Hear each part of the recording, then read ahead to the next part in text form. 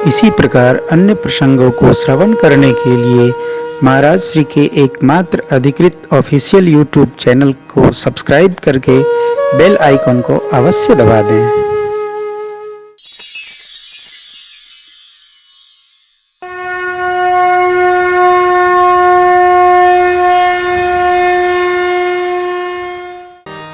सुभाषितकार कहते हैं, प्रारभ्यते न खलु विघ्न भयेन नीचैः, प्रारभ्य विघ्न विहता विरमन्ति मध्या, विघ्नैः पुनः पुनरपि प्रतिहन्यमाने, प्रारभ्य च उत्तम जना न परित्यजन्ति, प्रारभ्य च उत्तम जना न परित्यजन्ति। कोई भी अनुष्ठान आप कर रहे हो, आप ये मान लो कलयुग है, इस युग का नाम कलयुग है। सतयुग, त्रेता, द्वापर, कलयुग। सतयुग में अनुष्ठान प्रभु कृपा से निरंतर पूर्ण होता था। त्रेता में भगवान यज्ञ स्वरूप हैं, वहां भी पूर्ण होता था। द्वापर में भगवान पूजन स्वरूप हैं, वहां भी पूर्ण होता था। कलयुग में जैसे कोई आप अनुष्ठान करेंगे तो कलिकाल के सारे उत्पात वहीं उपस्थित हो जाते हैं। और ये कोई पहली राम कथा मेरी नहीं है। जहां जहां हम शिव विवाह पहले दिन कराते हैं, कहीं जनरेटर बंद होता है, कहीं ट्यूबलाइट टूटती है, कहीं कुछ होता है। आज हम तय करके आए कि हमको शिव विवाह कराना है। ये बाबा के भूत प्रेत पहले तैयारी करके कपड़ा वपड़ा पहन के चकाचक स्नो पाउडर लगा के आके बैठ जाते हैं। जो सावधान रहेगा उसका तो ठीक है, जो सावधान नहीं है ये बेचारे कहीं आसन जमा लेते हैं। ये पिछले 26 वर्षों की यात्रा का परिणाम होता ही है। आप लाख सावधानी बरतो। ये देखो आप, ये लोग आए, आनंद मनाए, उत्सव में सम्मिलित हुए। हम हमारे मन को जितनी देर बैठ सके, प्रारंभ हो चलने दीजिए, सुनते रहिए, कान पार कर सुनिए। आध घंटा सुनना है, आध घंटा सुनिए। 20 मिनट सुनना है, 20 मिनट सुनिए। 1 घंटे सुनना है, 1 घंटे सुनिए। 3 घंटे सुनना है, 3 घंटे सुनिए। 3.5 सुनना है, 3.5 सुनिए। लेकिन जब सुनिए तो फिर उस समय कुछ न करिए, केवल सुनिए। कथा सुनने मात्र से बहुत भावन भगवान भोलेनाथ कहते हैं, राम चरण रति जो चह अथवा पद निर्वाण, भाव सहित सो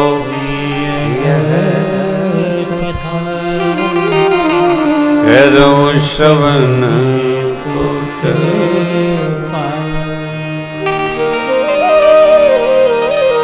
श्री राम जी के चरणों में रति चाहिए, प्रीति चाहिए, अथवा मुक्ति पद चाहिए। भावपूर्वक, निष्ठापूर्वक, एक चित्त रखते हुए यह कथा करो श्रवण।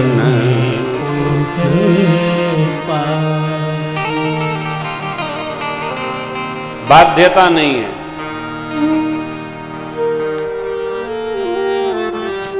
संत भगवान की एक घड़ी आदि में पुण्याद की संगति भी सारे उत्पात का शमन करा देती है। परंतु प्रयास ये अवश्य हो कि एक दिन में एक बात हृदयस्थ हो, इसको पकड़ना। जैसे मैंने आपसे निवेदन किया, आनंद में रहते हुए संसार में भगवत कृपा से क्या प्राप्त हुआ इसकी सूची बनाइए, दुख की सूची न बनाइए। दुख तो आने जाने के कार्यक्रम है। पूज्यपाद गोस्वामी जी वंदना करते हैं, सप्त श्लोकी वंदना है, 5 सौरठे हैं, फिर गुरुदेव भगवान के चरणों में प्रणाम करते हैं। बंदौ गुरुपद कृपा सिंधु नर रूप हरि महामोह तुम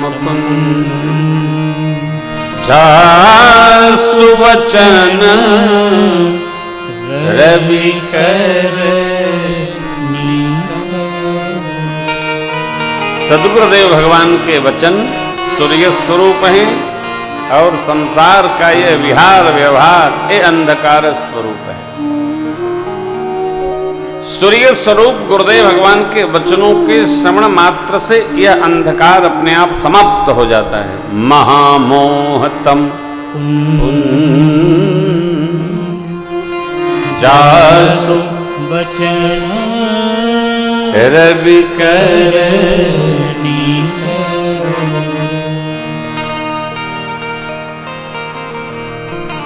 श्री चरण को प्रणाम करें। दो पंक्तियां।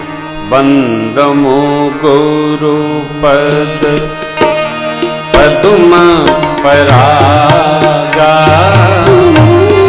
सुरुचि सुबास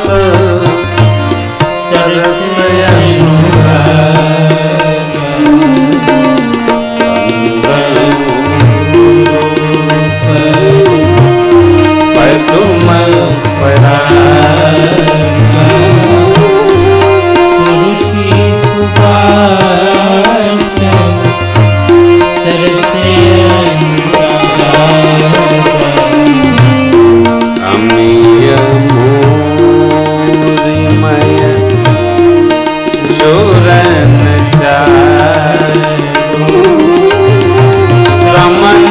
सकल भव रुज परिवार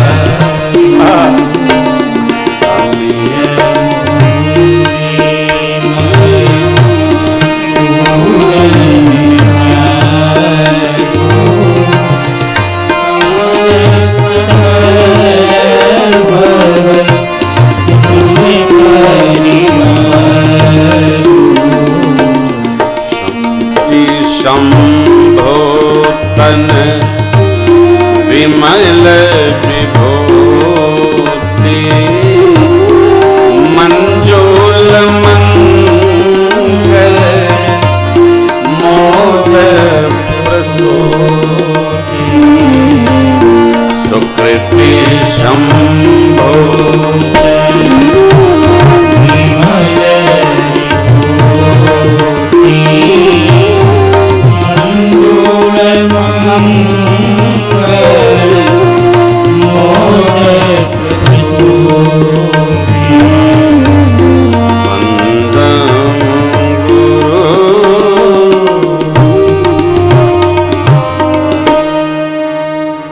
गुरुदेव भगवान की श्री चरण रज की वंदना करते हैं गोस्वामी जी, जो आनंद वर्धक है, भगवत भजन में रुचि वर्धक है,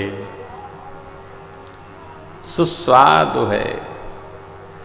भगवान शिव के शरीर पर जो लिपटी भस्म की विभूति है उसके सदृश सुकृति संभुतन विमल विभूति क्या करती है? मंजुल, दिव्य, मंगल, कल्याण परक, कल्याण करने वाली, प्रारंभ से ही जीवन को कल्याण भाव में उपस्थित कराने वाली इनकी जन्मदात्री है।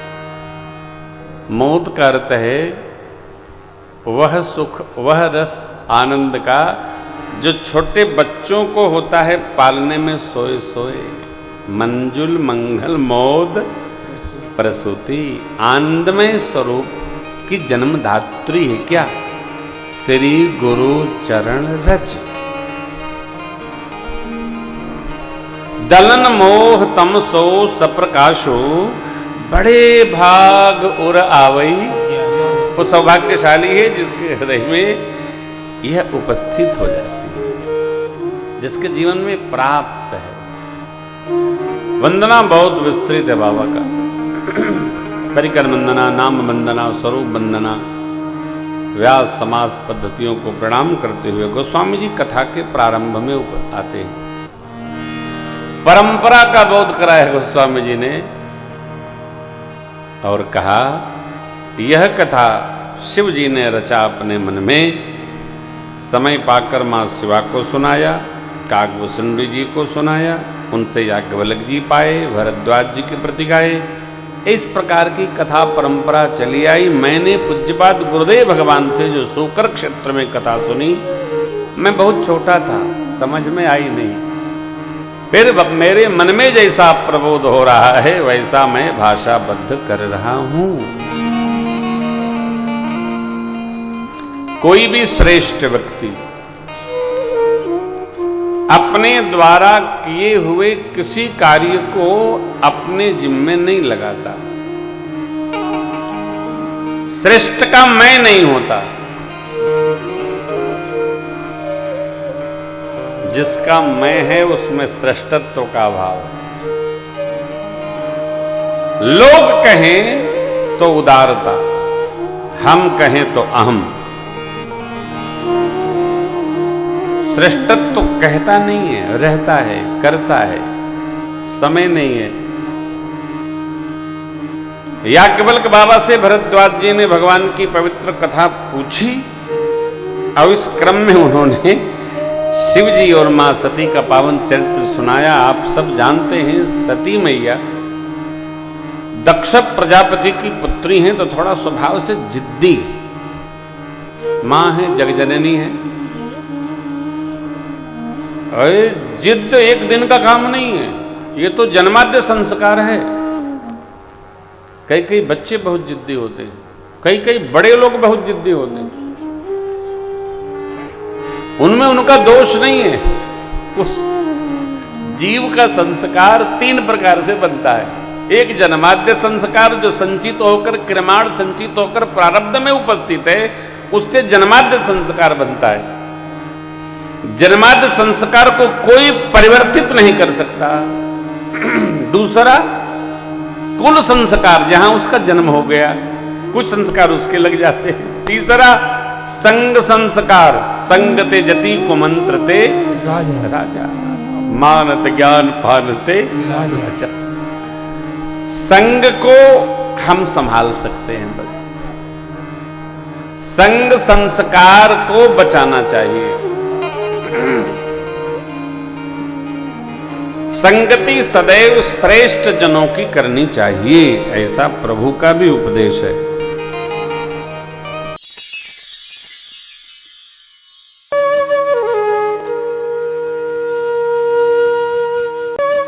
इसी प्रकार अन्य प्रसंगों को श्रवण करने के लिए महाराज श्री के एकमात्र अधिकृत ऑफिशियल यूट्यूब चैनल को सब्सक्राइब करके बेल आइकन को अवश्य दबा दें।